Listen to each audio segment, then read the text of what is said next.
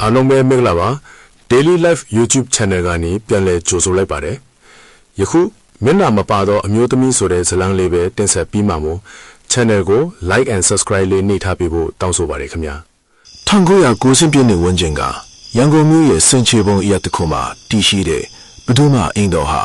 တစ်ပင်ကြီးကြီးအုပ်ဆိုင်နေတဲ့ခြံဝန်းကျဲကြီးထဲမှာတကူတဲ့ထီထီကြီးရှိနေခဲ့တယ်။အုတ်တနိုင်ကြီးပေါ်မှာရေမော်တွေတက်နေပြီးတန်ချွေးတက်နေတဲ့ခြံတကားကြီးဟာညကလေတိုက်တိုက်ကျွီးနေအော်ဟစ်နေတတ်တာဟာပုံဝန်းကျင်ကလူတွေအတွက်တော့အိမ်မက်ဆိုးတစ်ခုလိုပါပဲ။အဲ့ဒီအိမ်ကြီးတွေကိုခြေချဖို့ဆိုတာဝေးလာဝေးအိမ်ရှိလမ်းကဖျက်လျှော့ဖို့တောင်လူတွေကဝင်လေကြတယ်။အကြောင်းကတော့အဲ့ဒီအိမ်မှာလွန်ခဲ့တဲ့နှစ်ပေါင်းများစွာကဖြစ်ပွားခဲ့တဲ့မျက်နှာဖြတ်တမှုအကြောင်းပါပဲ။မင်းတို့သိချလားဒီအိမ်ကြီးတွေကိုတကယ်ဝင်မလား။မင်းတန်ကကားပေါ်ကဆင်းရဲရှေ့ကအိမ်ကြီးကိုမော့ကြည့်ကမေးလိုက်တယ်။သူကတော့ဒီအဖေရဲ့ခေါင်းဆောင်တမိုင်းသူတေသူနာကြောင်သားတယောက်ပါ။သူ့ဘေးမှာတော့ကင်မရာကိုတကယ်ကဲလုံနေတဲ့အောင်ကျော်မှတ်တမ်းစာအုပ်ကိုပိုက်ထားတဲ့နဒီနဲ့ကားပေါ်ကဆင်းဖို့ဝင်လေးနေတဲ့စန်ဒီတို့ရှိနေကြတယ်။ငါတို့ဒီအကြောင်းကိုစာရန်ပြုစုနိုင်ရင်ပွဲအတွက်အမှတ်အများဆုံးရမှာကွာ။ပြီးတော့ဒီအိမ်ကတဏှာကြီးတွေကအလကားပါလူတွေကချဲ့ကားဖြိုးနေကြတာလို့အောင်ကျော်ကခပ်ပေါ့ပေါ့ပဲတုံ့ပြန်လိုက်တယ်။ဒါပေမဲ့နဒီကတော့မတူဘူး။သူမကအာယုံခံစားမှုအလွန်ထက်မြက်ထူတီကိုအောင်ကျော်မင်းဝင်မကြည့်ရသေးဘဲနဲ့အဲ့ဒီလိုမပြောနဲ့ဒီခြံထဲကိုဝင်လိုက်တာနဲ့ငါကိုယ်ထဲမှာတုံတက်သွားတာပဲ။လေတူကသူမျိုးကြီးပဲသူတို့လေးယောက်သားခြံတကားကိုတွန်းဖွင့်လိုက်တဲ့အခါတန်ချေးတန်တွေကတိတ်ဆိတ်နေတဲ့ညနေခင်းကိုဖြတ်တန်းသွားတယ်အိမ်တော်ကြီးရဲ့ပင်မတကားဝမှာတော့ရှေးဟောင်းပန်းပူလဲရတွေနဲ့ထွင်းထူထားတဲ့တသားတကားကြီးကခညားထေဝါစွာရှိနေစေကြည်စံဒီတကားပေါ်ကပန်းပူတွေကအမျိုးသမီးတယောက်ရဲ့ပုံတွေပဲလို့စန်ဒီကလက်နဲ့တိုးကြည့်ရင်ပြောလိုက်တယ်တကယ်ပဲတကားပေါ်မှာထွင်းထူထားတဲ့ပုံတွေဟာစပင်အရှိကြီးနဲ့အမျိုးသမီးတယောက်ရဲ့ပုံတွေဒါပေမဲ့ထူးဆန်းတာကတော့အဲ့ဒီရုပ်ပုံလေးရဲ့မျက်နှာနေရာတွေဟာအကြောင်းရင်းတစ်ခုခုကြောင့်တမင်တကားထွင်းဖယ်ဖြစ်စည်းခံထားသွားသလိုဗလားဖြစ်နေတာပါပဲဟေးအထဲဝင်ရအောင်မင်းတန်ကတကားကိုတွန်းဖွင့်လိုက်တဲ့အခါနှစ်ပေါင်းများစွာပိတ်လောင်ထားတဲ့ဖုံးနှံ့တွေနဲ့မှုန့်နှံ့တွေကသူတို့နှာခေါင်းထဲကိုတိုးဝင်လာတယ်အိမ်ထဲမှာတော့အဖိုးတန်းရှေးဟောင်းပရိဘော်ကားတွေကအဖြူရောင်အဆွတ်တွေနဲ့အုပ်ထားတာကြောင့်လူသေးအလောင်းတွေကိုတန်းစီထားသလိုထင်းရောင်ထဲမှာဖြစ်စေပါတယ်ညကတဖြည်းဖြည်းနှက်လာတယ်သူတို့အဖွေးဟာအေကန်ထဲမှာစခန်းချဖို့ပြင်ဆင်ကြတယ်။အောင်ကျော်ကတော့သူ့ရဲ့ဗီဒီယိုကင်မရာကြီးကိုထောက်တိုင်နဲ့စိုက်ပြီးအိမ်ရဲ့ထောင်ပေါင်းစုံကိုရိုက်ကူးနေတယ်။ဝေါယုတ်တိယအိမ်ပေါ်ထက်ကတခုခုပြုတ်ကျတန်းကြားလိုက်ရတယ်။အားလုံးတိတ်ဆိတ်သွားကြပြီးအပေါ်ထက်ကိုမော့ကြည့်လိုက်ကြတယ်။ကြွဖြစ်မှာပါမင်းတန်ကအားပေးစကားဆိုလိုက်ပေမဲ့သူ့အတန်ကတုန်ညင်နေတယ်။နဒီကတော့သူမရဲ့လက်ကင်မရာလေးနဲ့အမောင်ထိတ်ကိုတပ်ပုံရိုက်လိုက်တယ်။ဖြတ်ဆိုတဲ့မီးပွင့်တာနဲ့အတူပေါ်ထွက်လာတဲ့ပုံရိပ်ကိုကြည့်လိုက်တဲ့အခါနဒီမျက်နှာဖြူရောသွားတယ်မင်းသားဟိုမှာကြည့်နဒီဖျားတဲ့ကင်မရာစကရင်လေးထဲမှာအပေါ်ထက်လေကားလေရန်နာမှာအမျိုးသမီးတယောက်ရဲ့လက်ချောင်းလေးတွေကလေရန်ကိုကင်ထားတာတွေ့ရတယ်ဒါပေမဲ့ရုပ်ပုံကဝါနေတယ်ငါသွားကြည့်မယ်အောင်ကျော်ကတတိပြပြီးထမီးတလက်နဲ့အပေါ်ထက်ကိုတက်သွားတယ်အောင်ကျော်အပေါ်ထက်ကိုရောက်သွားတဲ့အခါလေတူးကပိုပြီးအေးစိမ်လာတယ်အပေါ်ထက်ဟော်ကင်းကြီးထဲမှာမှန်တင်ခုံအဟောင်းကြီးတစ်ခုရှိနေတယ်။အောင်ကျော်ကထမီးနဲ့ထုံးကြည့်လိုက်တဲ့အခါမှန်ထဲမှာသူ့ရဲ့ပုံရိပ်ကိုမြင်ရတယ်။ဒါပေမဲ့သူ့နောက်ကျောမှာနောက်ထပ်အရေးတစ်ခုရှိနေသလိုပဲ။သူ့ဖြည်းဖြည်းချင်းလဲကြည့်လိုက်တယ်။ဘယ်သူမှမရှိဘူး။ဒါပေမဲ့မှန်ထဲကိုပြန်ကြည့်လိုက်တဲ့အခါသူ့ပခုံးပေါ်မှာဖြူဖြော့နေတဲ့လက်ချောင်းရှည်ကြီးတွေကတင်းနေတာကိုတွေ့လိုက်ရတယ်။အာအောင်ကျော်လက်အော်ပြီးနောက်ကိုဆူလိုက်စင်ပါပဲ။သူ့ရှေ့ကမှန်ထဲကပုံရိပ်ကပြောင်းလဲသွားတယ်။မှန်ထဲမှာမြင်နေလာတာကအောင်ကျော်မဟုတ်တော့ဘူးစပင်အရှိကြီးနဲ့အမျိုးသမီးတယောက်သူမကအဖြူရောင်ရင်ဖုံးအင်ကြီးနဲ့တပွီးကိုဝစ်ထားတယ်အဲ့ဒီအမျိုးသမီးကဖြည်းဖြည်းချင်းခေါင်းမော်လာတယ်အောင်ကျော်ရဲ့နှလုံးခုန်တန်းတွေရပ်မတတ်ဖြစ်သွားတယ်အဲ့ဒီအမျိုးသမီးရဲ့မျက်နှာမှာမျက်လုံးမပါဘူးနှာခေါင်းမပါဘူးပါးစံမပါဘူးရှိနေတာကတော့ဓာတ်နဲ့အချက်ပေါင်းများစွာမွန်းထားတဲ့အနီရောင်အသားစတွေနဲ့သွေးစိမ်းရှင်ရှင်ထွက်နေတဲ့ဗလားနယ်ကြီးတစ်ခုပဲမင်းဘယ်သူလဲအဲ့ဒီမျက်နှာမရှိတဲ့အမျိုးသမီးကအောင်ကျော်စီကိုတရွတ်ကိုက်ရှောက်လာတယ်သူမရဲ့လက်ထဲမှာတန်ချေးတက်နေတဲ့ဓားမြောင်တလက်ကိုကိုက်ထားတယ်ငါမျက်နှာကိုပြန်ပေးငါမျက်နှာကိုပြန်ပေးအကွဲနေတဲ့အတန်ကြီးကလီတူးထဲမှာဟင်းထွက်လာပြီး အိမ်တော်ကြီးတစ်ခုလုံးတုန်ခါသွားပါတော့ပဲ အောင်ကျော်ရဲ့စူးစူးဝါဝါအော်ဟစ်တာဘယ်သူမှအိမ်တော်ရဲ့ဟောင်းလွှမ်းနေတဲ့နံရံတွေကိုတုန်ခါသွားစေတဲ့အောက်ထပ်မှာချန်ခဲ့တဲ့မင်းတန်းနဒီနဲ့စန်ဒီတို့၃ယောက်ဟာထိုင်နေရာကနေဝုန်းခနဲ့ထလိုက်ကြတယ်အောင်ကျော်ဘာဖြစ်တာလဲမင်းတန်းကအော်ဟင်းရင်အပေါ်ထက်ကိုပြေးတက်ဖို့ပြင်လိုက်တယ်ဒါပေမဲ့ထူးဆန်းတာကသူတို့စီမှာရှိနေတဲ့ထက်မီ၃လက်စလုံးဟာတပြိုင်တည်းငင်းသွားခဲ့တာပါပဲအင်ကြီးတစ်ခုလုံးဟာကတရာစည်းလိုမဲမောင်နေတဲ့အမောင်ထူးထဲကိုကျဆင်းသွားတယ်မင်းတန်းငါကြောက်တယ်ငါလက်ကိုကင်ထားပေးပါစန်ဒီရဲ့အတန်ကတုံညီနေပြီးသူမဟာမင်းတန်းရဲ့အင်ကြီးစုပ်ကိုအမိယာစုပ်ကင်ထားတယ်သူတို့၃ယောက်အမောင်ထဲမှာစန်တဝါဝါနဲ့ထွေကားစီကိုသွားကြတယ်ဒါပေမဲ့ထူးဆန်းတဲ့အဖြစ်ဖြတ်ကအဲ့ဒီမှာတင်စတာပါသူတို့ထွေကားအတိုက်အပေါ်ကိုတက်နေလာအထစ်ပေါင်း90မကတော့ကိုဒါပေမဲ့အပေါ်ထက်ကိုမရောက်နိုင်ပဲဖြစ်နေတယ်ခဏလေးဒီအိမ်ကနှစ်ထက်အိမ်ပဲလေဘာလို့ထွေကားကဒီလောက်ရှင်းနေရတာလဲနဒီကအသက်ရှူတန်းပြင်းပြင်းနဲ့မေးလိုက်တယ်သူမအိတ်ကထက်ကမိချစ်ကိုထုတ်ပြီးချစ်လိုက်တဲ့အခါသူတို့မြင်လိုက်ရတာကထွေကားထစ်တွေမဟုတ်တော့ဘူးသူတို့ရက်နေလာကအဆုံးမရှိတဲ့စင်ကြံလိုင်းရှည်ကြီးတစ်ခုထဲမှာအဲ့ဒီလိုင်းရဲ့ဘေးကထချက်စီမှာတော့ဟောင်းတွန်းနေတဲ့တကားချက်တွေအစီကြီးရှိနေတယ်ဒါငါတို့ဝေလာတဲ့အိမ်မဟုတ်တော့ဘူးမင်းတိုင်ရဲ့မျက်နှာမှာချွေးစေးတွေပြင်လာတယ်ငါတို့တခြားတနေရာကိုရောက်နေလားတချင်ရဲမှာတဲ့အပေါ်ထတ်ဟောခန်းထဲမှာအောင်ကျော်ဟာချမ်းပင်ပေါ်မှာလဲကျနေတယ်သူရှိမှာတော့မျက်နှာမရှိတဲ့အမျိုးသမီးကတရွက်တိုက်လွန့်လာနေတော့မယ်သူမဝေထားတဲ့အဖြူရောင်အင်ကြီးမှာသွေးစွန်းရတွေကအခုလေးတင်စွန်းထပ်ထားသလိုလက်လက်ဆက်ဆက်ကြီးမင်းငါစီကဘာလို့ရှင်တာလဲအောင်ကျော်ကနောက်ပြန်ဆုပ်ရင်းအော်မင်းလိုက်တယ်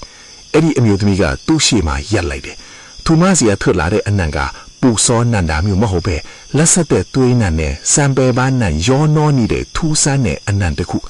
သူမကလက်ကိုဖြီးဖြီးချင်းဆန်ထုတ်လိုက်တယ်သူမရဲ့လက်သေးတွေကရှည်လာပြီးထိပ်ဖျားမှာသွေးတွေစိုးနေတယ်ငါမျက်နှာကိုသူတို့ယူသွားကြတယ်အတန်းကလေထဲကထွက်လာတာမဟုတ်ပဲအောင်ကျော်ရဲ့ဦးနှောင်ထဲကိုတိုက်ရိုက်ရောက်လာတယ်လို့ပဲသူတို့ကငါကိုလှလွန်းလို့ဆိုပြီးမျက်နှာကိုဖျက်ဆီးခဲ့ကြတာအခုငါမှမျက်နှာမရှိတော့ဘူးမင်းရဲ့မျက်နှာကိုငါကိုခဏပေးမလားအောင်ကျော်ရဲ့မျက်လုံးတွေပြူးကျွားသွားတယ်အဲ့ဒီအမျိုးသမီးကသူ့မျက်နှာအနားကိုသူမရဲ့ဗလာဖြစ်နေတဲ့မျက်နှာကြီးနဲ့ကတ်လိုက်တယ်အဲ့ဒီအချိန်မှာပဲအောင်ကျော်ရဲ့ပါးစာကအတန်းထွက်မလာတော့ပဲတကူလုံးတုံတင်းသွားတယ်အောက်ထပ်မှာတော့မင်းတန်းတို့၃ယောက်ဟာတကားတစ်ခုကိုတွင်းဖွင့်လိုက်ကြတယ်အဲ့ဒီအခန်းထဲမှာတော့ဖုံးတွေတက်နေတဲ့စာကြီးစားပွဲတစ်ခုရှိနေတယ်မင်းတန်းကစားပွဲပေါ်ကမတန်းဟောင်းတစ်ခုကိုတွေ့လိုက်တယ်ဒါကဘဒူးမာအိမ်တော်ရဲ့အရှင်ဟောင်းဦးဘာတဲ့ရဲ့နေစဉ်မတန်းပဲမင်းတန်းကဇောချွေးတွေနဲ့စာအုပ်ကိုလွှမ်းကြည့်လိုက်တယ်စာမင်းသားတွေထဲမှာအမျိုးသမီးတယောက်ရဲ့ဓာတ်ပုံတစ်ပုံညက်ထားတာတွေ့ရတယ်သူမဟာအယမ်းကိုလှလွတ်လွတ်နဲ့အမျိုးသမီးတူပါဒါပေမဲ့အဲ့ဒီဓာတ်ပုံကထူးဆန်းတာကသူမရဲ့မျက်လုံးတွေအမှာအနဲ့ထိုးဖောက်ထားတဲ့အပေါက်ငယ်လေးတွေရှိနေတာပါပဲစာထဲမှာရေးထားတာက1945ခုနှစ်မေလသူမရဲ့အလားကငါကိုအယူအမှုဖြစ်စေတယ်ဒါပေမဲ့သူမကငါကိုညှင်းပယ်ခဲ့တယ်ငါမပိုင်ဆိုင်ရတဲ့အရာကိုဘယ်သူမှမပိုင်ဆိုင်စေရဘူးသူမရဲ့မျက်လာကိုငါကိုယ်တိုင်ဖြက်စီးပြမယ်ဒါလူသစမရဲ့မတမ်းပဲနဒီကတုံးတုံရင်းရင်းနဲ့ပြောလိုက်တယ်အဲ့ဒီချိန်မှာပဲအခန်းတုံးကမောင်းရိပ်ထဲကနေခစ်ဆိုရဲ့မိန်းကလေးတယောက်ရဲ့ရဲသားလွင့်ပလတ်လာတယ်အောင်ကျော်မင်းတန်းတို့အော်ခေါ်စမ်းကြောင့်အောင်ကျော်တတိပြန်ဝင်လာသလိုဖြစ်သွားတယ်ဒါပေမဲ့သူဟာဟောခန်းထဲမှာမဟုတ်ပဲအင်ကြီးရဲ့အပြင်ဘက်ခြံထဲကညောင်ပင်ကြီးအောက်ကိုရောက်နေတာကိုတွေ့လိုက်ရတယ်သူရှိမှမင်းတန်းတို့၃ယောက်ရပ်နေကြတယ်အောင်ကျော်မင်းအဆင်ပြေလားဘာလို့တယောက်တည်းအပြင်ထွက်လာတာလဲစန်ဒီကစိုးရင်တကြီးမေးလိုက်တယ်အောင်ကျော်ကပြုံးလိုက်တယ်ဒါပေမဲ့အဲ့ဒီအပြုံးကပုံမှန်မဟုတ်ဘူးသူ့ရဲ့ပါးစပ်ကနားဝက်အထိတက်ချစ်သွားသလိုမျိုးကြီးမားလွန်းနေတယ်ငါအဆင်ပြေပါတယ်ဒါပေမဲ့ငါမျက်နှာကနည်းနည်းအေးနေတယ်လို့ပဲမင်းတန်ကဓာတ်မီးနဲ့အောင်ကျော်ရဲ့မျက်နှာကိုထိုးကြည့်လိုက်တဲ့အခါအားလုံးဟာထိတ်လန့်တကြားနောက်ကိုဆုတ်လိုက်ကြရတယ်အောင်ကျော်ရဲ့မျက်နှာမှာမျက်ခုံးမွဲနေမရှိတော့ဘူးမျက်တောင်တွေမရှိတော့ဘူးပြီးတော့သူ့ရဲ့အရည်ဖျားကပလတ်စတစ်အယုတ်တစ်ခုလိုမျိုးချောမွနေပြီးမျက်လုံးတွေကလည်းလှုပ်ရှားမှုမရှိတော့ဘူးမင်းမျက်နှာကဘာဖြစ်တာလဲအောင်ကျော်ကသူ့လက်နဲ့သူ့မျက်နှာကိုပြန်ဆန်းကြည့်တယ်ဘာဖြစ်လို့လဲ 나가 볼라라라 먹어보라. 아리칭마베 엉저의 면나보가 이피아류야 대피피진 과자라비 아태가 뚜이타류이 편라래. 두하 나진 무고 마칸사야들로묘 사이지니롱메. 찬윈해가 레투가 보에라비 인도지의 뼈띵폭 그마로 면나무시대 아묘드미가 두루고 멍지의 레회의 플라니바로비. 엉저의 면나보가 이피아류이 들로아친 과자니라고 집이 산디가로 녜담바오 오히가 녜빈보마 우송래 짜도로래. 민단가로 적색고 엉이비 엉저의 버콩오 란술라이데. 엉저 તરીથાસા મીમેનામાં તોયરી ઠોનીવી 다음에 엉저가 મચાદ로베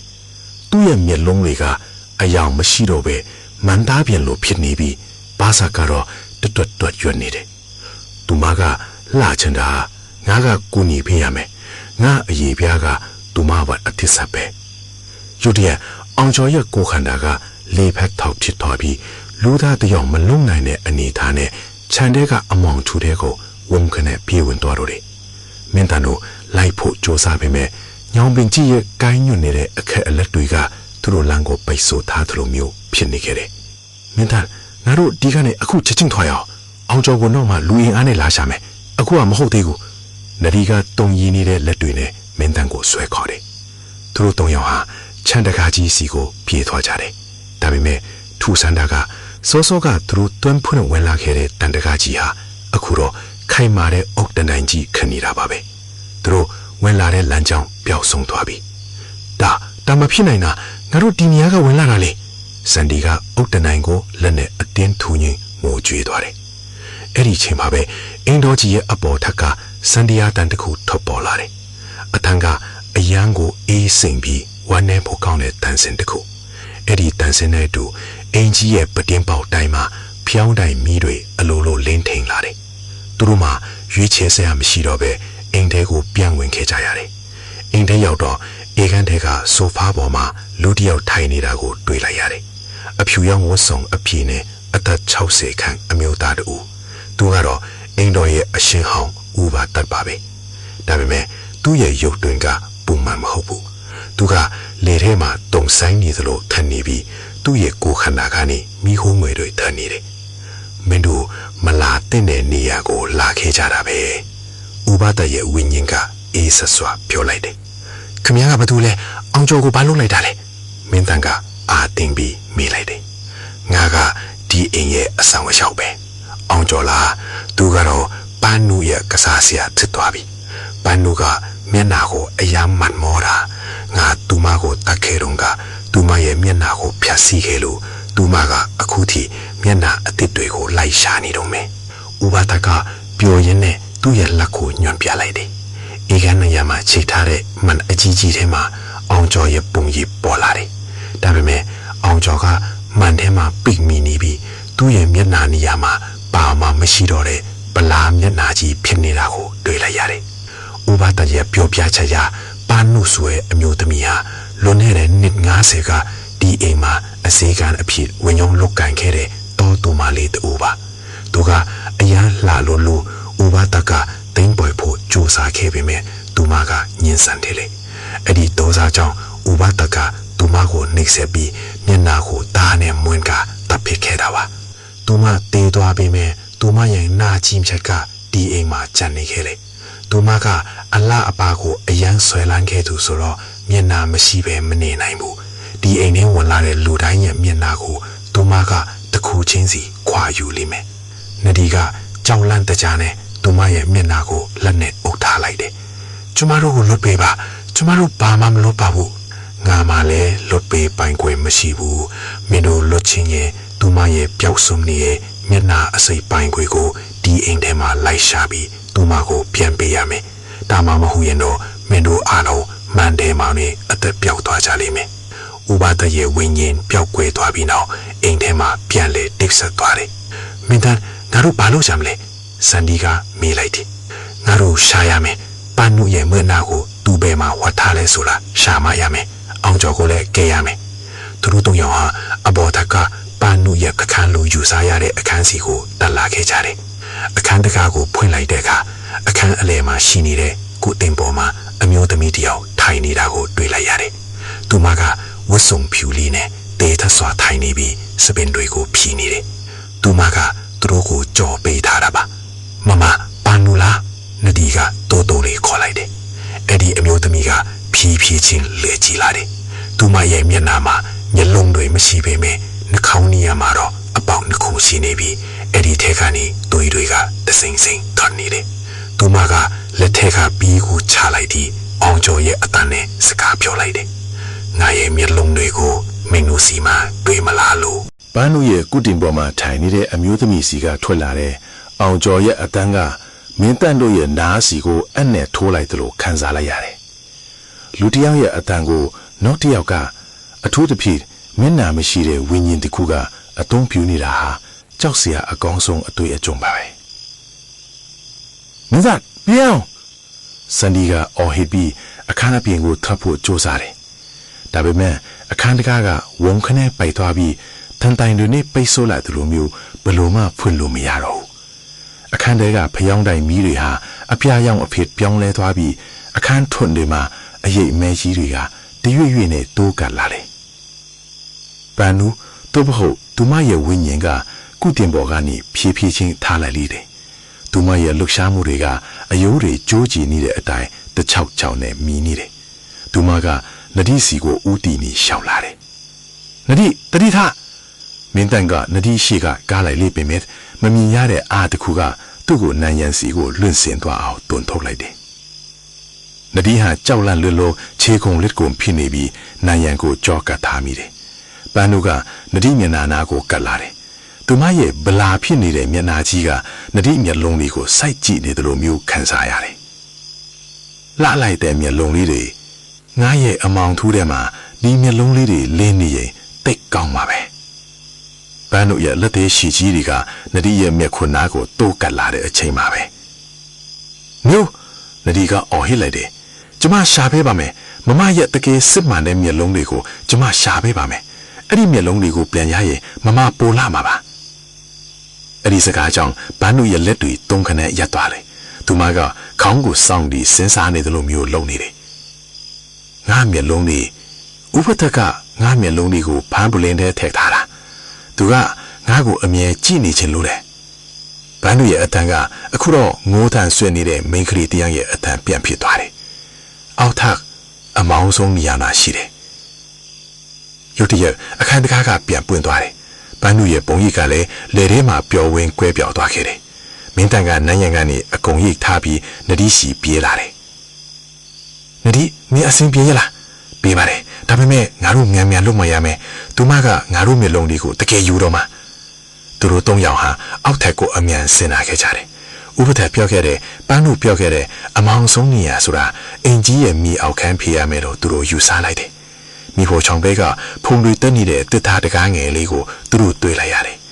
မိအောက်ခန်းတွေကိုဆင်းနေလူကထပ်တွေကရွေးမောတွေချောင်းချော်နေတယ်အောက်ခြေကိုရောက်တဲ့ခါမှာတော့အနံ့ကဆိုးဝါးလွန်းလို့စန်ဒီကအံ့တောင်အံ့မိသွားတယ်အဲ့ဒီမှာဆေးတွေထည့်ထားတဲ့ပလင်းပေါင်းများစွာစင်းပေါ်မှာတန်းစီထားတယ်မင်းတန်ကဓမီနဲ့တပလင်းချင်းထိုးကြည့်လိုက်တယ်အဲ့ဒီထဲမှာတရိษံအစိတ်အပိုင်းတွေနှလုံးသားတွေနဲ့ထိုးဆန့်တဲ့အရာတွေရှိနေတယ်စင်းရဲ့အဆုံးမှာတော့အနက်ရောင်အဝတ်နဲ့အုပ်ထားတဲ့ပလင်းတစ်လုံးရှိနေတယ်မင်းတန်ကတုံရည်နေတဲ့လက်နဲ့အဲ့ဒီအဝတ်ကိုဖယ်လိုက်တဲ့အခါဗျာပလင်းထဲမှာဆေးရွေတွေနဲ့အတူလူညက်လုံးတစ်စုံကလွင်မျောနေတယ်အဲ့ဒီမျက်လုံးတွေကတေဆုံးနေတဲ့သူရဲ့မျက်လုံးတွေလိုမဟုတ်ပဲသူတို့ကိုပြန်ပြီးစိုက်ကြည့်နေတယ်လို့မျိုးတက်ကြွနေတယ်မျက်လုံးအိမ်တွေကသူငယ်အိမ်တွေကမင်းတန့်ရဲ့ဓမီအလင်းရောင်နှက်ကိုလိုက်ကြည့်နေတာကိုမြင်လိုက်ရတဲ့အခါသူတို့အားလုံးတွေးပြတ်သွားကြတယ်ဒါပဲဖြစ်ရမယ်မင်းတန့်ကပူလင်းကိုယူဖို့လက်လန်းလိုက်စင်ပါမယ်မိအောက်ခန်းရဲ့အမောင်ထောင်းကန်ကြီးအရေးတခုဝုန်းခနဲ့ထွက်လာပြီးမင်းတန့်ကိုလွှဲချလိုက်တယ်အောင်ကျော်ဟုတ်ပါတယ်အဲ့လားအောင်ကျော်ပါဒါပေမဲ့သူကလူနဲ့မတူတော့ဘူးသူ့မျက်နှာကအရေးပြားတွေမရှိတော့ပဲညီရဲနေတဲ့အသားစတွေနဲ့သူကတရိษံတကောင်လိုဟိန်ဟောက်ရင်မင်းသားရဲ့လေပင်ကိုညှစ်ထားတယ်မပေးနဲ့ကာကိုပေးလိုက်ရင်ငါတို့အားလုံးတေးရလိမ့်မယ်အောင်ကျော်ရဲ့ပါစကားထွက်လာတာကဥပဒရဲ့အတန်ကြီးဖြစ်နေတယ်ဥပဒကအောင်ကျော်ရဲ့ကိုခန္ဓာကိုပူးကပ်ပြီးသူတို့ကိုတားဆီးနေတာပါအောင်ကျော်ရဲ့လက်ထဲတွေကမင်းသားရဲ့လေပင်လေးကိုစိုက်ဝင်နေပြီးသွေးတွေထွက်လာတယ်နဒီပလင်းကိုယူပြီးပန်းနုစီတွားပေးလိုက်မ မင်းတန်ကအားကုန်တုံးပြီးအော်ပြောလိုက်တယ်နဒီကတုံတုံညင်ညင်နဲ့ဖန်ပူလင်းကိုဆွဲယူပြီးအပေါ်ထက်ကိုပြေးကပ်သွားတယ်စန်ဒီကတော့မင်းတန်ကိုကူညီဖို့ကြိုးစားရင်အောင်ကျော်ရဲ့ယုံခံမှုကြောင့်လွင့်စင်သွားခဲ့တယ်အပေါ်ထက်ကိုရောက်တဲ့အခါမျက်နှာမရှိတဲ့အမျိုးသမီးကလွေကားထိတ်မှစောင့်နေတယ်သူမရဲ့လက်တွေကနဒီစီကိုစန်တန်ထားတယ်ဘေးငါရဲ့အမြင်အာယုံကိုငါကိုပြန်ပေးနဒီကပူလင်းကိုကန်ပေးလိုက်စင်ပါပဲပူလင်းတွေကမျက်လုံးတွေကနဒီကိုစိုက်ကြည့်ရင်သွေးမြက်ရည်တွေစီးကြလာတာကိုတွေ့လိုက်ရတယ်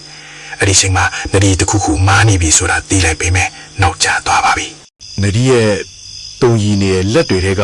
ဖန်ပူလင်းကိုပန်းနုကလွှမ်းယူလိုက်တဲ့အချိန်မှာလေထူးထဲမှာစူးရှက်တဲ့အတန်ဤတန်ဟင်းထွက်သွားတယ်အဲ့ဒီတန်ကနာကျင်မှုလားဝမ်းမြောက်မှုလားဆိုတာခွဲခြားရခက်လာတယ်နဒီဟာပန်းနုရဲ့ရှေ့မှာတင်ကြောက်လန့်တကြားနဲ့နောက်ကိုစုံမိတယ်ပန်းနုကဖန်ပူလင်းကိုဖွင့်လိုက်ပြီးထဲမှာရှိတဲ့မျက်လုံးတစ်စုံကိုသူမရဲ့လက်ဝါးထဲထည့်လိုက်တယ်ထူးဆန်းတာကအဲ့ဒီမျက်လုံးတွေဟာအသက်ရှင်နေတယ်လို့မျိုးထလုံးလုံးနဲ့ပန်းနုရဲ့ဗလာမျက်နှာကြီးစီကိုအတင်းတိုးဝင်ဖို့ကြိုးစားနေကြတာပါမလုံးနဲ့နဒီအဲ့လာပန်းနုရဲ့မျက်လုံးတွေမဟုတ်ဘူးလေကားကနေမင်းတန်ရဲ့အော်ဟစ်တန်ထွက်ပေါ်လာလေမင်းတန်ဟာအောင်ကျော်ရဲ့ဥပါဒတ်ဖုခချာသူရဲ့လက်ထဲကနေအကောထက်ယုံထွက်ပြီးပြီးတက်လာတာပါသူ့ရဲ့လေပြီးမှသွေးတွေကရဲရဲနေတော့မယ်နဒီကြောင်သွားလေဘာပြောတာလဲမင်းတန်ဥပါဒတ်ပြောတာပလင်တွေကမျက်လုံးတွေကပန်းနုရဲ့မျက်လုံးတွေမဟုတ်ဘူးအဲ့ဒါဥပါဒတ်ရဲ့ဇနီးဟောင်းဒေါ်မြမေရဲ့မျက်လုံးတွေဥပါဒတ်ကပန်းနုကိုမရနိုင်တဲ့အဆုံးသူ့ဇနီးကိုတပ်ပြီးမျက်လုံးတွေကိုဖောက်ထုတ်ပန်းနုရဲ့ဝိညာဉ်ကိုနှိပ်စက်ဖို့အတွက်အဆောင်အယောင်အဖြစ်တုံ့ခဲ့တာဒါပေမဲ့နောက်ကျသွားပါပြီပန်းနုကအဲ့ဒီမျက်လုံးတွေကိုသူ့ရဲ့ဟောက်ဖက်ဖြစ်နေတဲ့မြစ်တွင်းတွေထဲကိုအသိမ်းဖိတွင်းလိုက်တယ်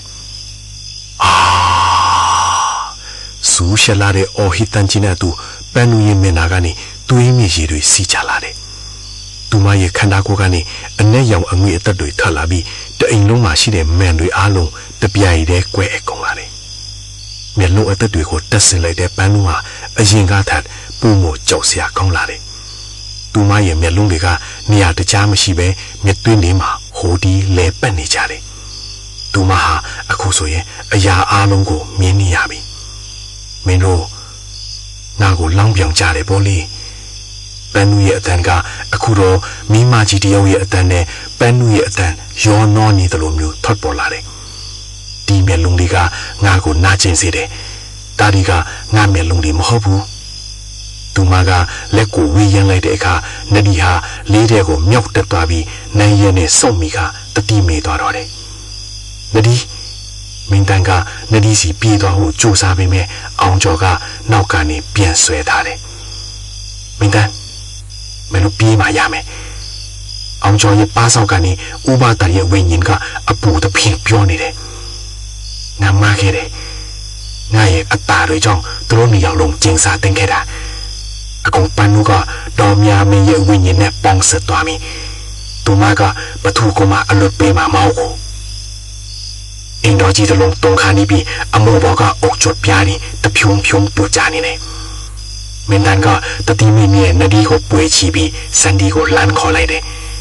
စန်ဒီမင်းမလာငါတို့ဒီကနေထွက်ရမယ်သူတို့တုံရောက်မင်းတန်နဒီစန်ဒီဟာအင်းရဲ့အနောက်ဘက်ကဖျားခန်းလေးကိုပြီးဝင်နေတခါပေးလိုက်ကြတယ်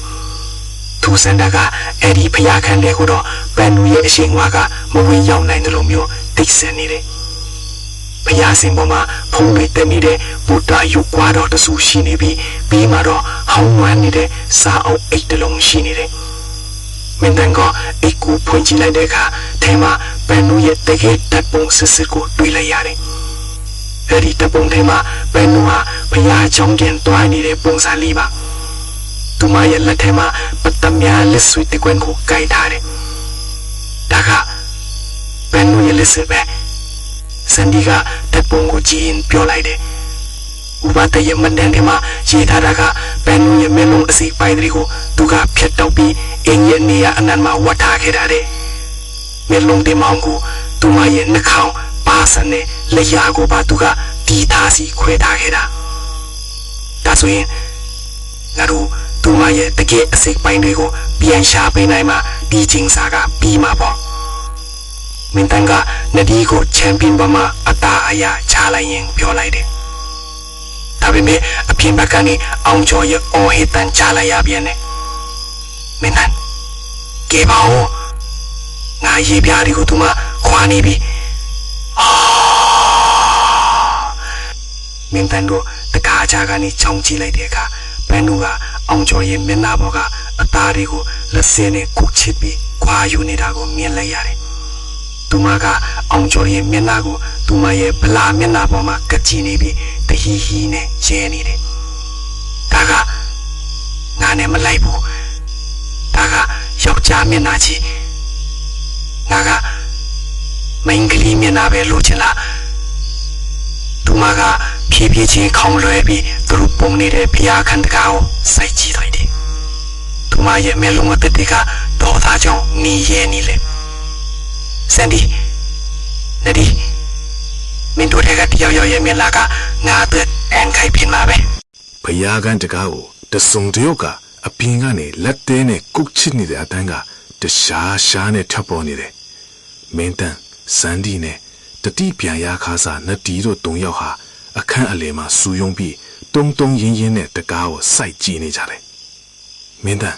ငါတို့ဘာလုပ်ကြမလဲအောင်ကျော်တော့တေးပြီလားမသိဘူး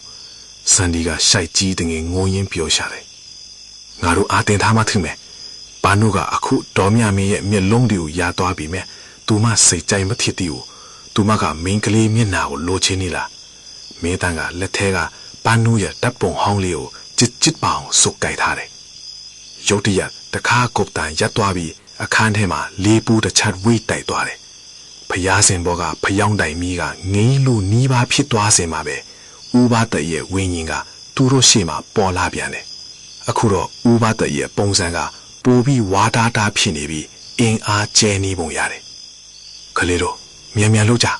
ဘန်နုကအောင်ကျော်ရဲ့မျက်နှာအရေးပြားကိုခွာပြီးသူမမျက်နှာမှာကတ်ဖို့ကြိုးစားနေတယ်ဒါပေမဲ့အဲ့လာကခဏပဲခံသွားသူမကမင်းတို့ထဲကမင်းကလေးတယောက်ရဲ့မျက်နှာကိုတကယ်အစ်စ်အမှန်လိုချင်နေတာဥပဒကျွန်တော်တို့ကိုကူညီပါအောင်ဘန်နုရဲ့တကယ်မျက်နှာအစိတ်ပိုင်းတွေဘဲမှာလဲမင်းတန်ကအပူတစ်ဖြင့်မေ့လိုက်တယ်သူမရဲ့နှာခေါင်းနဲ့ပါးစပ်ကိုငါကဒီအိမ်ရဲ့ရေသွင်းဟောင်းထဲမှာမြုပ်ထားခဲ့တယ်အဲ့ဒီရေသွင်းကအနောက်ဘက်ဥယျာဉ်ထဲမှာရှိတယ်ဒါပေမဲ့တတိထားကြအဲ့ဒီမှာငါရဲ့အတ္တတွေနဲ့လွတ်ခဲ့တဲ့အစီရင်တွေရှိနေတယ်ဥပဒရဲ့ဝိညာဉ်ကပြောပြီးတာနဲ့လေထဲမှာပျောက်ကွယ်သွားတော့တယ်ဝုန်းဖျားခဲတကားကြီးဖွင့်ထွက်သွားတယ်ဒါပေမဲ့ဝင်လာတာကပန်းနုမဟုတ်ဘူးအဲ့ဒါအောင်ကျော်ပါဒါပေမဲ့အောင်ကျော်ရဲ့မျက်နှာမှာအရေးပြားလုံးဝမရှိတော့ပဲနီးအဲနေတဲ့အသားမြန်တွေသွေးကြောတွေကအပြင်ကိုထွက်နေတယ်သူရဲ့မျက်လုံးအိမ်တွေကဟောက်ပက်ကြီးဖြစ်နေပြီမဲ့သူကသူတို့ကိုမြင်နေရတယ်လို့မျိုးရှောက်လာတယ်မင်းသားငါ့ကိုကူညီပါငါအယံပူတယ်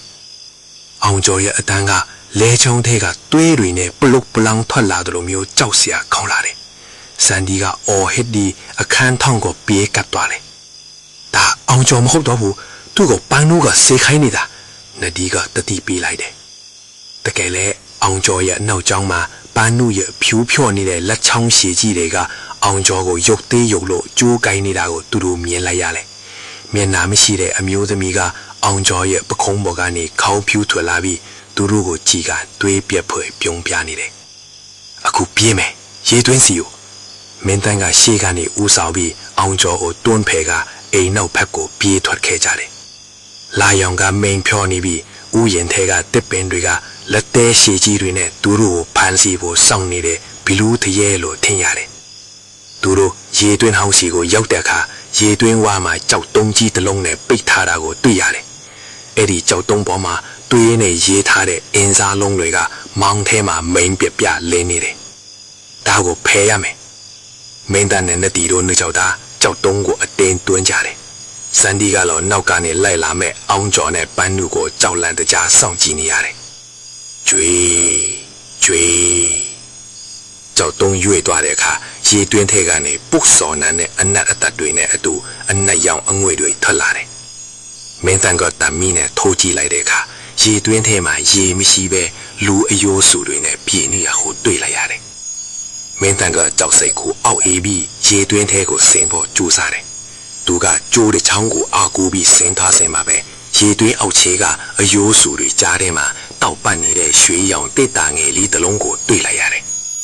သူအဲ့ဒီတစ်တာကိုယူလိုက်စင်မှာပဲအပေါ်ကနေစန်ဒီရဲ့အော်တန်ထွက်လာတယ်မင်းတန်အပေါ်ကိုမြင်မြန်တက်လာတော့သူတို့ရောက်လာပြီမင်းတန်အပေါ်ကိုမော်ကြည့်လိုက်တဲ့အခါရေတွင်းဝါမှာအောင်ကျော်ကငုတ်ကြည့်နေတယ်အောင်ကျော်ရဲ့လက်ထဲမှာပစိမ့်တလက်ပါလာပြီးသူကမင်းတန်ကိုဆွဲထားတဲ့ကြိုးကိုခုတ်ဖြတ်ဖို့ဖြစ်နေတယ်ငါမျက်နာကမင်းတို့စီမှာရှိတယ်မလားအောင်ကျော်ကပျော်ရင်းနဲ့ပစိမ့်ကိုမြောက်လိုက်တယ်မင်းတန်ဟာရေတွင်းအောက်ခြေမှာပိတ်မိနေပြီးအပေါ်ကနေမျက်နာမရှိတဲ့အမျိုးသမီးကသူမရဲ့ဗလာမျက်နာကြီးနဲ့ငုတ်ကြီးကတခိခိရေမောနေပါတော့တယ်ရေတွင်းအောက်ခြေကနေမင်းထမော့ကြည့်လိုက်တဲ့အခါအပေါ်မှာအောင်ကျော်ကပစိန်ကိုမြောက်ထားပြီးသူ့ရဲ့အရေးပြားမဲ့နေတဲ့မျက်နာကြီးကလာရောင်ပေါင်းမှာနီရဲပစ်ချွဲနေပြီးကြောက်เสียကောင်းလာတယ်မလုံနဲ့အောင်ကျော်နဒီကအော်ဟစ်ပြီးအောင်ကျော်ရဲ့နောက်ကျောကိုအိုခဲကလုံးနဲ့လွှမ်းထူးလိုက်တယ်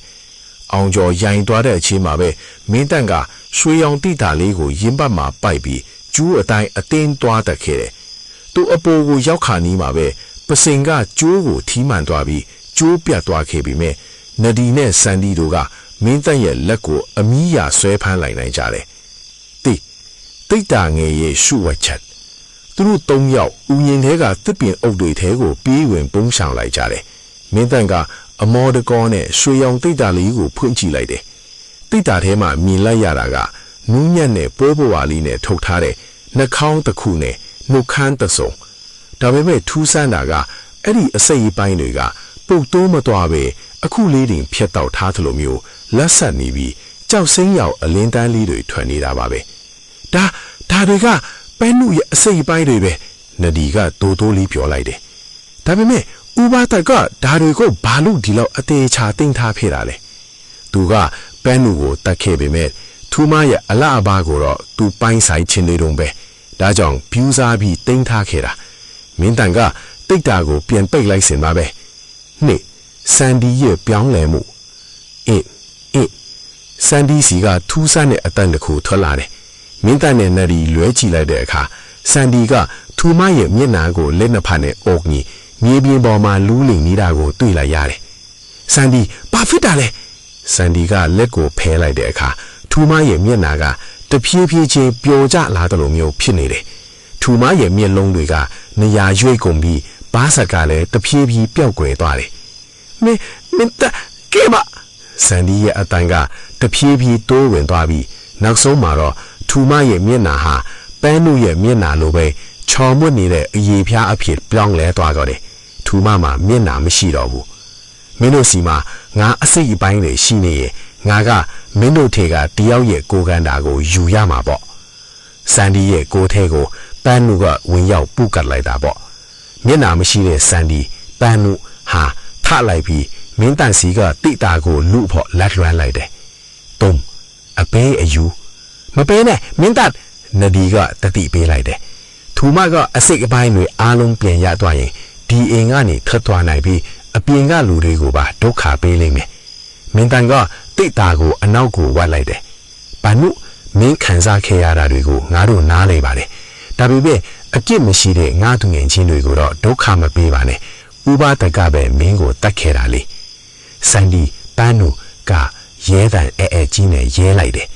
ဥပဒကတေးသွားပြီးငါရဲ့နာကျင်ချက်ကတော့မသေးသေးဘူးငါမှလျားမရှိသေးဘူးငါရဲ့လျားကိုဘဲမှာဟွက်ထိုက်လေမင်းတို့သိလားသူကမင်းတန်ရဲ့ရင်ဘတ်ကိုတွန်းထုတ်လိုက်တဲ့အခါမင်းတန်ဟာကြောက်တုံးကြီးတစ်ခုနဲ့စုံပြီးတတိလူကြီးပါဖြစ်သွားလေလျားရဲ့တီးနေရလျားကအင်းရှိကညောင်းပင်ကြီးရဲ့အမြင့်အောင်မှာဥပဒကေဝင်းကြီးကမင်းတန်ရဲ့နာထဲမှာလာပြီးတိုးတိုးလေးပြောလိုက်ပြန်လေအဲ့လာကိုရှားပြီးမိရှို့ပစ်လိုက်ဒါမှပန်းနုရဲ့ဝင်းကြီးကအားနေသွားမှာမင်းတန်ကအားသိမ်းပြီးထားလိုက်တယ်နဒီကစန်ဒီပန်းနုကိုအာယုံလွဲနေတော့မင်းတန်ကခြံရှိကညောင်းပင်ကြီးစီကိုပြီးသွားခဲ့တယ်ညောင်းပင်ကြီးရဲ့အမြင့်တွေကငွေတွေလိုတွန့်လင်နေတယ်မင်းတန်ကသူ့မှာပါလာတဲ့ဓားမြောင်လေးနဲ့အမြင့်တွေကြားကိုတူးဆွဲလိုက်တဲ့အခါအနက်ရောင်ပစိုးဆက်နဲ့ထုတ်ထားတဲ့အရာတစ်ခုကိုတွေ့လိုက်ရတယ် အဲ့ဒါကိုဖြေကြည့်လိုက်တဲ့အခါတကယ်ပဲသွေးတွေစိုးနေတဲ့လူလျာတစ်ခုအဲ့ဒီလျာကလေထဲမှာတလုံးလုံးနဲ့တစ်ခုခုကိုပြောဖို့ကြိုးစားနေတယ်လို့ပဲမင်းတန်ကမီးချစ်ကိုထုတ်လိုက်တယ်ဒါပေမဲ့နောက်ကနေအေးဆက်ဆက်အထီးတွေတစ်ခုကိုခံစားလိုက်ရတယ်မင်းအဲ့ဒါကိုမီးမရှို့ကနေမင်းတန်လွယ်ကြည့်လိုက်တဲ့အခါအဲ့ဒါပန်းလို့မဟုတ်ဘူးအဲ့ဒါကမျက်နှာမရှိတဲ့အောင်းကျော်ပါအောင်းကျော်ကသူ့ရဲ့လက်ကိုမင်းတန်စီစံတန်းထားပြီးငိုနေတယ်လို့အတန်နဲ့တောင်းပန်နေပါတယ် ညောင်မင်းကြီးအောင်မှာမင်းတန်ဟာတုံကြီးနေတဲ့လက်နဲ့မိချစ်ကိုကြိုက်ထားတယ်သူရှိမှတော့အရေပြားမဲ့နေတဲ့အောင်ကျော်ကတူးထောင်လျက်သားအောင်ကျော်လည်းမျက်လုံးမရှိတဲ့မျက်တွင်းဟောက်ပကြီးတွေထဲကနေသွေးတွေကမြစ်ရည်လိုစီးကြနေတယ်မင်းတန်မလို့ပါနဲ့ငါ့ကိုတနာပါအောင်ကျော်ရဲ့အတန်ကသူ့အတန်စစ်စစ်မဟုတ်တော့အဲ့လာကပန်းနုရရှားကလေးနဲ့ထွက်လာတဲ့ပဲ့တင်တန်တစ်ခုလိုပဲမင်းတန်တွေးဝေသွားတယ်သူရှားကိုမိရှုလိုက်ရင်ပန်းနုရဲ့ကျင်းစာပြေးသွားနိုင်ပေမဲ့အောင်ကျော်ရဲ့ဝိညာဉ်ကတော့ပန်းနုနဲ့အတူထာဝရပျက်စီးသွားမှာလားမင်းတန်ဘာလို့နေတာလဲမြင်လို့နတီကအနောက်ကနေအော်ဟစ်လိုက်တယ်နတီနောက်မှာတော့မျက်နှာပျောက်ဆုံးနေတဲ့စန်ဒီပန်းနုဖူကထားသူကတရွေ့ရွေ့ရှော့လာနေပြီစန်ဒီရဲ့လက်သေးတွေကအခုဆိုရင်ဓားမြောင်နေလို့ရှည်ထွက်နေပြီမြေကြီးကိုချစ်သွားတဲ့အတန်ကနားမခံပါအောင်ထပ်ပေါ်နေတယ်ငါရှာငါစကားသံငါ့ကိုပြန်ပေးစန်ဒီပန်းနုကလေချောင်းတန်ကြီးနဲ့ဟင်းဟောက်လိုက်တယ်မင်းတန်ကဆုံးဖြတ်ချက်ချလိုက်တယ်တောင်းပန်ပါလေအောင်ကျော်ငါမင်းကိုကဲချင်ပေးမယ်ဒီမိစ္ဆာကိုတော့ဒီအတိုင်းလွတ်ထားလို့မရဘူးမင်းတန်ကမိချီကိုချစ်လိုက်ပြီးအနက်ရောင်ပစိုးစံနဲ့ထွက်ထားတဲ့ရှားကိုမိရှို့လိုက်တယ်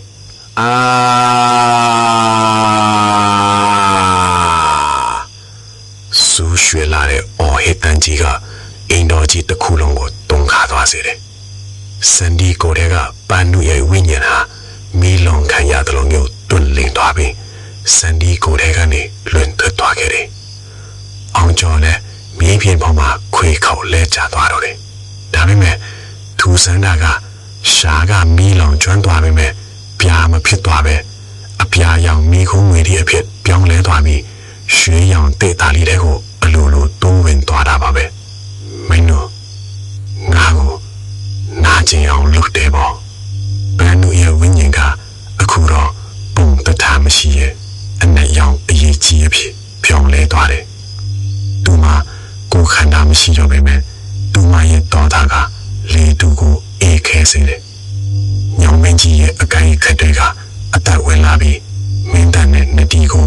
ငွေတွေလိုရစ်ပတ်ဖန်ဆီးလိုက်ကြတယ်စန်ဒီတတိထောင်နတီကတတိမင်းနေတဲ့စန်ဒီကိုကြည့်ပြီးအော်လိုက်တယ်ပန်းနူရဲ့အရင်မဲကြီးကမင်းတန်စီကိုတုံကလာတယ်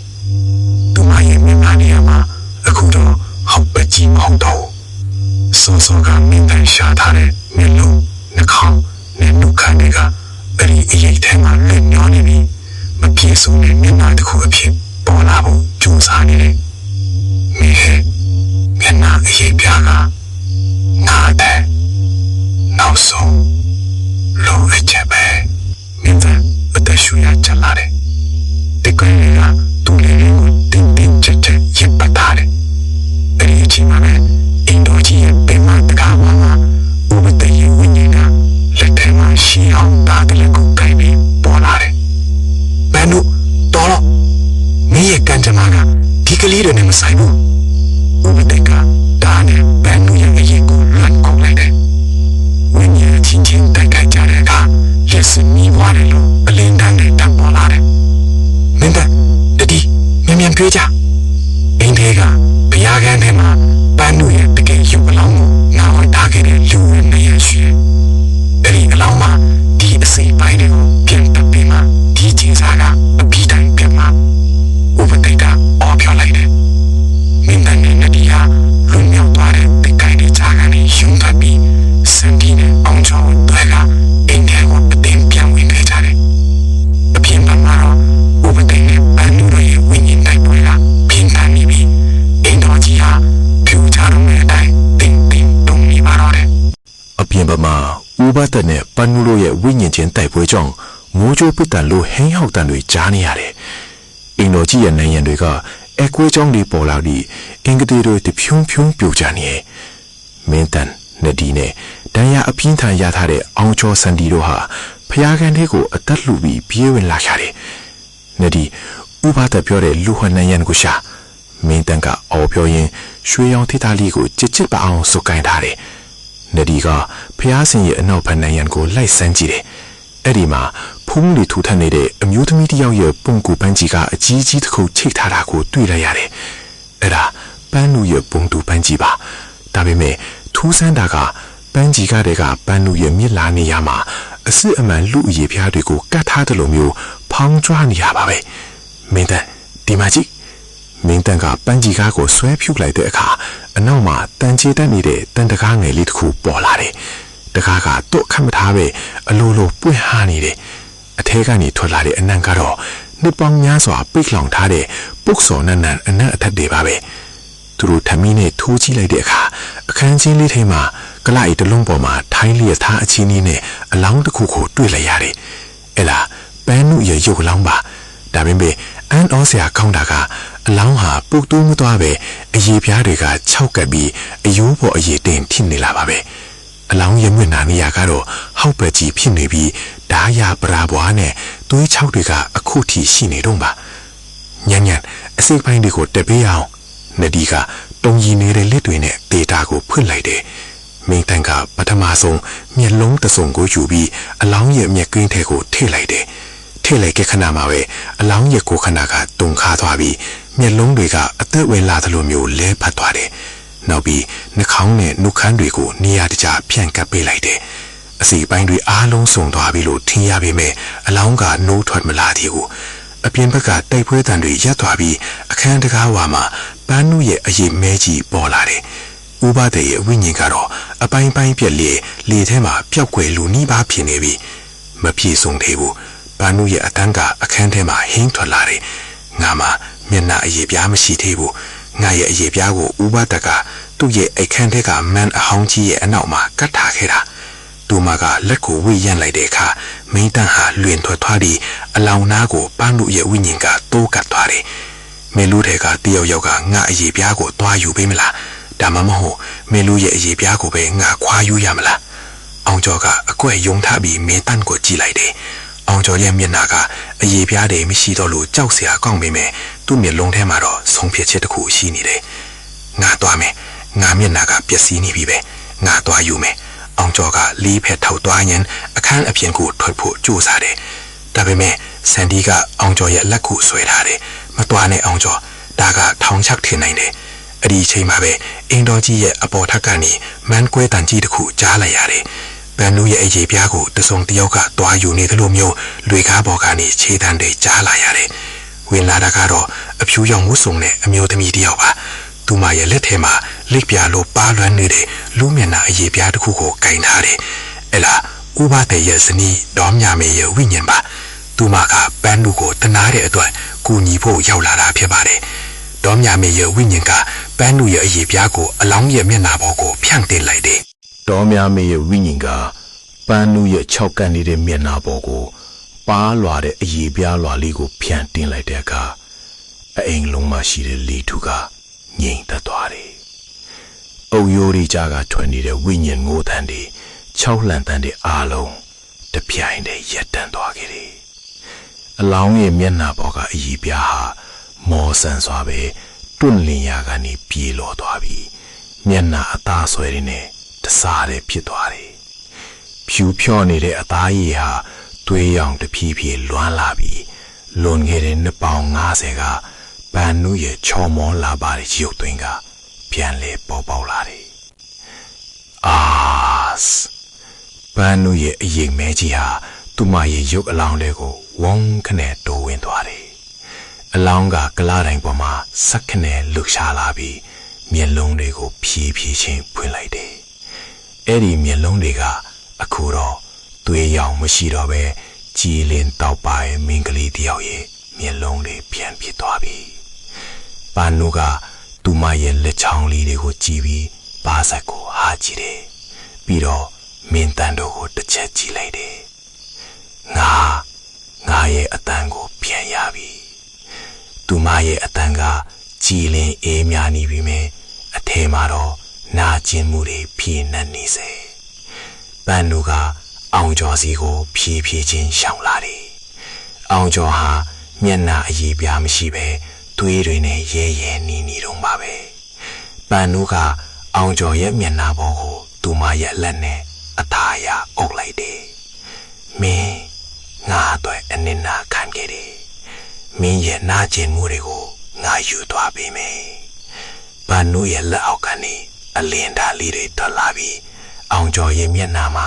အရေးပြအတစ်တွေပြန်လဲဖြစ်တည်လာတယ်အောင်ကျော်ဟာအတန်ပြင်းပြင်းရှူလိုက်ပြီးစက်တီလက်သွားတော့တယ်ဒါပေမဲ့သူ့ရဲ့ရုပ်သွင်းကတော့ငကိုအတိုင်းပြန်ဖြစ်သွားပါပြီကျေးဇူးတင်ပါတယ်မမပန်းတို့နတီကဝမ်းသာအားရနဲ့ပြောလိုက်တယ်ဒါပေမဲ့အိမ်တော်ကြီးကပိုးပြီးပြင်းပြင်းတန်တန်တုန်ခါလာတယ်ဥပါဒရဲ့ဝိညာဉ်ကအမောင်ထူးတွေကနေပြန်ပေါ်လာတယ်အခုတော့သူကပိုးပြီးကြောက်စရာကောင်းတဲ့ပြီးလူတကောင်လိုပုံစံမျိုးဖြစ်နေပြီမရဘူးငါမပိုင်စားရရင်ဒီအိမ်ကြီးနဲ့အတူအားလုံးကိုဖျက်ဆီးပေးမယ်ဥပါဒကဘာနုကိုတတ်ခဲ့တဲ့ဒေါဘနဲ့အတ္တတွေကအခုဆိုရင်အိမ်တော်ကြီးရဲ့အုံမွေတွေကြီးပြန်နှံ့နေပြီအင်းကြီးကပြိုကျတော့မယ့်အခြေအနေကိုရောက်နေပြီမင်းတန်းနဒီစန်ဒီအောင်ကျော်ကိုခေါ်ပြီးမြန်မြန်တွေ့ကြဘာနုကအော်ပြောလိုက်တယ်ငါဒီလူယုံမာကိုအပြေးတိုင်းတားစီရမယ်ငါတို့နှစ်ယောက်လုံးဒီအိမ်ထဲမှာပဲအဆုံးတိုက်လာမယ်မင်းတန်းကတွေးဝေနေတော့မှာပဲဘာနုကသူ့ကိုပြုံးပြလိုက်တယ်အဲ့ဒီအပြုံးကတကယ်ကိုလာပါလုံးပါလေတွားတော့ငါရဲ့ပုံပင်ကိုကဘာကတီးအောင်ပြောပြပေးပါမျက်နှာမရှိတဲ့အမျိုးသမီးဟာတကယ်တော့ချစ်ချင်းကိုပဲတုံးတက်ခဲ့တဲ့မင်္ဂလိတယောက်ပါလို့မင်းတန်းတို့၄ယောက်အောင်ကျော်ကိုတွဲပြီးအိမ်ပြင်ကိုအတင်းပြေးထွက်ခဲ့ကြတယ်သူတို့ချန်ပီယံရောက်တာနဲ့တပြိုင်တည်းမှာပဲဝုန်းဆိုတဲ့အတန်ကြီးနဲ့အတူပထမအိမ်တော်ကြီးဟာမီးတောက်တွေချာမှာပြိုကျပျက်စီးသွားပါတော့တယ်မီးတောက်တွေထဲမှာဥပါဒရဲ့နာကျင်စွာအော်ရတဲ့နဲ့ပန်နုရဲ့အေးချမ်းတဲ့ရေမောတန်တို့ယောနောကလေထဲမှာပျောက်ကွယ်သွားခဲ့တယ်ပတုံမာအိမ်တော်ကြီးဟာမီးတောက်တွေကြားမှာပြိုကျပျက်စီးသွားခဲ့ပြီလေထူးထဲမှာပြာမုံတွေနဲ့မီးခိုးနံတွေဖုံးလွှမ်းနေပြီးကောင်းကင်ရံမှာတော့အယုံဦးအလင်းတန်းလေးတွေကတဆက်ဆက်ပေါ်ထွက်လာနေပါတယ်မင်းတန်းနဒီနဲ့စန်ဒီတို့ဟာတန်ရာရီနဲ့အတူချမ်းဝင်းအပင်ဘတ်မြက်ခင်းပေါ်မှာလဲလျောင်းရင်အသက်ကိုအလူရဲ့ရှူနေကြတယ်သူတို့ရဲ့အလဲမှာတော့အောင်ကျော်ဟာငိမ့်သက်စွာအိပ်ပျော်နေပါတယ်သူရဲ့မျက်နှာဟာပန်းတို့ရဲ့နောက်ဆုံးမော်စွမ်းအားကြောင့်ငကိုအတိုင်းချောမွတ်တန့်စင်နေပြီးအမာရွတ်တစ်ချက်တောင်မကြံခဲ့ပါဘူးအလုံးပြီးသွားပြီလားစန်ဒီကတိုးတိုးလေးမေးလိုက်တယ်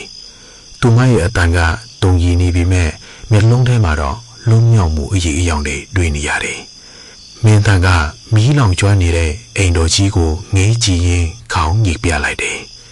အဲ့ဒီအချိန်မှာတဲ့အပြက်အစည်းတွေကြားကနေလိပ်ပြရောင်အလင်းသားလေးတစ်ခုလေလေးကိုပြန်တက်သွားတာကိုသူတို့တွေ့လိုက်ရတယ်အလင်းသားလေးတစ်ခုကတော့ပန်နူရဲ့အေးချမ်းတဲ့ဝိညာဉ်ဖြစ်ပြီးနောက်တစ်ခုကတော့သူမကိုကူညီခဲ့တဲ့ဒေါ်မြမီရဲ့ဝိညာဉ်ပဲဖြစ်ရပါမယ်ဥပါဒရဲ့အမဲရောင်အရေးကတော့အိမ်တော်ကြီးနဲ့အတူမြင်းမြုပ်တင်ခွေချင်းခံလိုက်ရပြီဆိုတာသူတို့သိလိုက်ကြတယ်မင်းတန်းကသူ့ရဲ့အင်ကြီးအခက်ထဲကိုလက်နိုင်ကြည့်လိုက်တဲ့အခါပန်းနူရဲ့ဓာတ်ပုံဟောင်းလေးကမီးမလောင်ပဲကြံနေတာကိုတွေ့လိုက်ရတယ်ဒါပေမဲ့ထူးဆန်းတာကဓာတ်ပုံထဲမှာအရင်ကမျက်နှာနေရာမှာဖြည့်ဆည်းခံထားတဲ့ပန်းနူဟာအခုတော့အရန်ကိုလွှာပပြီးတိမ်မွေ့တဲ့အပြုံးတစ်ခုနဲ့သူတို့ကိုကြည်နေတယ်လို့ပါပဲဓာတ်ပုံရဲ့အနောက်ဘက်မှာစာတန်းလေးတစ်ခုအသေးပေါ်လာပါတယ်ကျေးဇူးတင်ပါတယ်